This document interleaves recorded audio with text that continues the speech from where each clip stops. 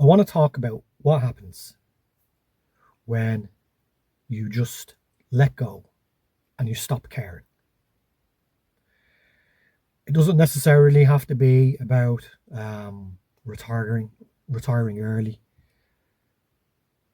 giving up everything and going living off grid and all that kind of stuff. I'm on about just letting go and not caring anymore about all the stuff, all the trends, all the must haves, what you should do, what you shouldn't do, all those little rules and protocols society imposes on us and that we impose on ourselves, let's face it, sometimes. The clarity and easing of life that takes place once you just stop caring is fantastic. Life slows down, life becomes more relaxed, you become more relaxed.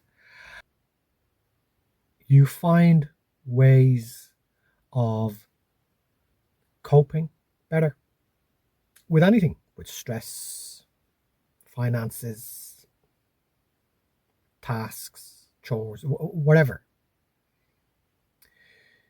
Your mental health starts to rehab itself. And for a lot of us, so does our physical health. Because a lot of the time, bad mental health can result in bad physical health. So life just becomes clearer and easier. I no longer care, and I'm using that word carefully. Not caring isn't just giving up. There's a huge difference. I no longer care about what people think about me, what people think about my appearance, what people think about what I do, what I don't do, what I say, um, what I earn, how everything about my life looks. I just don't care anymore. And I found a way of being able to feel like that. In my case, by, I suppose you could call, quitting the rat race and getting out of that crazy institution we live in our societies, which is get up, work, pay our taxes, pay our bills, pay all of our debts, rinse, repeat, a couple of days off at the end of the week to try and somehow regroup and rest and then do it all again. By retiring early, I did give myself the time, the breathing space to take a step back, have a look at what's important mentally, emotionally, and even in terms of what I own. It really became a case of I will try to attain what I need, not just everything I want. And so, what I have found is when you begin to experience that freedom, it starts to apply itself to lots of other things, such as people, friends, contacts, and so on. I realized I don't need 100 people in my contact list who I would never contact anyway. So I've boiled it down to the 2, 3, or 4 people that do matter to me. With regards to, um, as I say, appearance, I mean, as I said, there is a big difference between giving up and not caring, and I simply do not care. I'm not going to walk around like in a mess, in bits.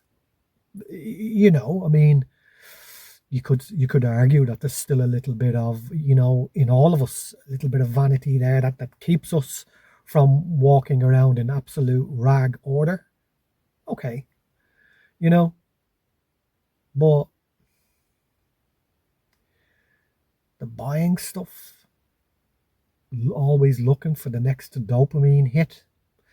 No, that's all gone for me. And it's such a relief. I can't describe how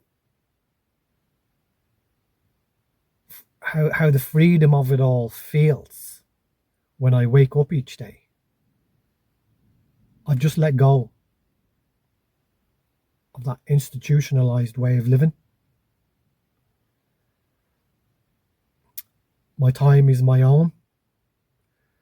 Personally, I chose to, that a little bit of part-time self-employed work was the way forward for me to fund the way I live now. It wasn't even a case of having to, essentially. I could have survived without it, but it just made sense to me. But the important thing is that I had the time, space, and freedom to make that choice. It wasn't under any stress or pressure. I was able to, along with my wife, get our heads together, sit down, talk about it, discuss. What about this? What about that? Let's look at the consequences. But again, it was having the time to do it. And when you're in the rat race, time always feels short. That's the way I remember it, at least. You were always pressed for time, and when you only have 2 days off at the end of a week, where you're trying to relax, you're trying to gather yourself before you hit the production line again on Monday morning, and in those 2 days, you're trying to squeeze in not only rest, but shopping. If you've got kids, maybe something to do with the kids, somewhere to go. And then there's all the menial household chores that have to be taken care of. And if you're lucky, you actually get a couple of hours where maybe you can just switch off and watch mind-numbing TV, but that's not living, is it? Not in my opinion. So by changing all that, it was the best move I ever made. And in my experience, you cannot put a price on the clarity you get, the freedom you experience, and also, to be quite honest, what comes your way. It's nearly like you attract stuff to your life by letting go. And one way I kind of describe that is, there is I think it might be a Buddhist philosophy.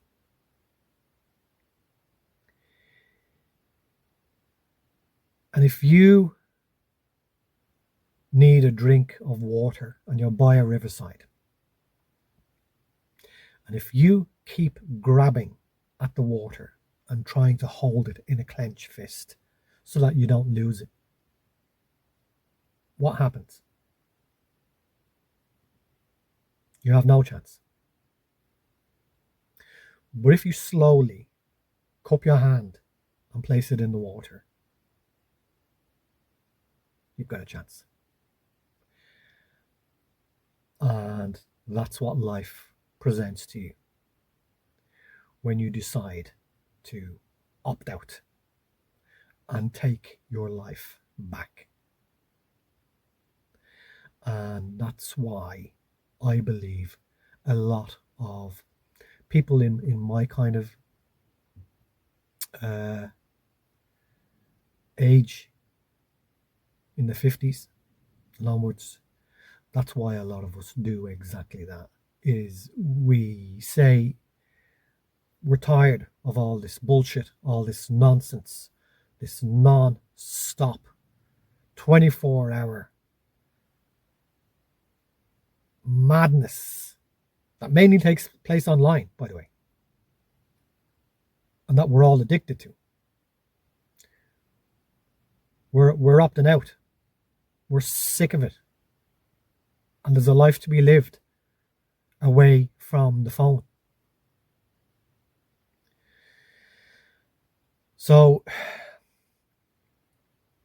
that's my experience.